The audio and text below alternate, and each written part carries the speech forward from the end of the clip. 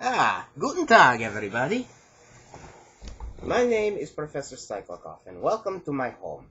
So very nice to meet you all, considering that very soon you shall all be kneeling at my feet. Oh yes, I like that very much.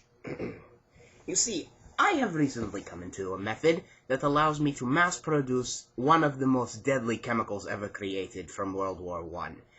Are you ready? Bis-2-chloroethyl sulfide.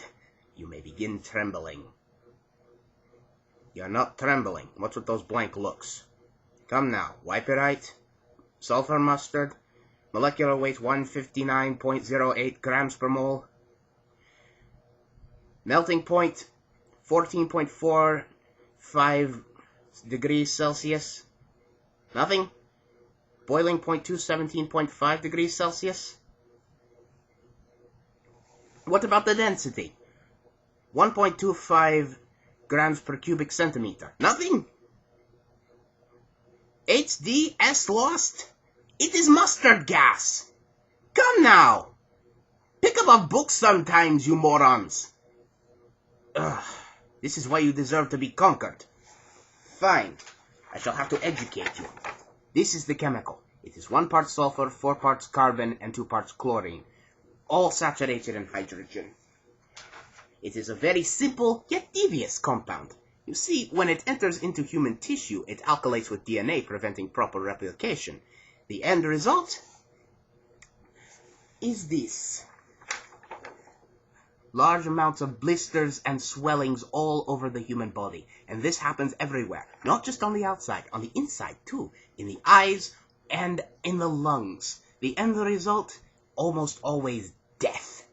It was loaded by the Germans into shells, and when it hit the ground, it would vaporize and remain everywhere.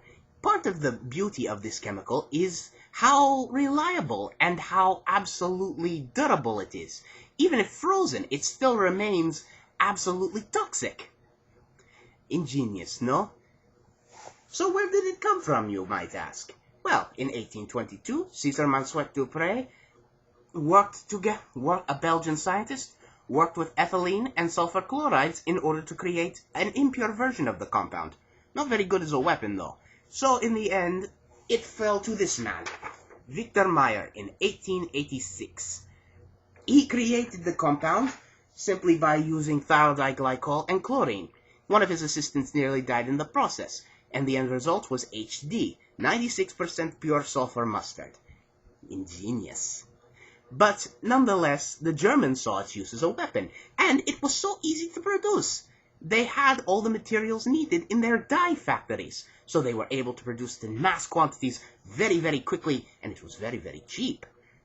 The United States found another way to do so as well, and that gave them the edge in the war later on. However, it isn't merely only a weapon. It is also useful as a chemotherapy agent. In 1935, it was used as a means to treat cancer.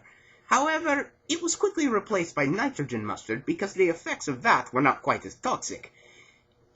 Sulfur mustard had the unique effect of lowering white blood cell counts to anyone that it touched, so it was useful in fighting things like leukemia. Finally, I suppose I should tell you this just to give you a chance. There is a way to treat it, but not very well. Just wash it in 5% sodium hypochlorite.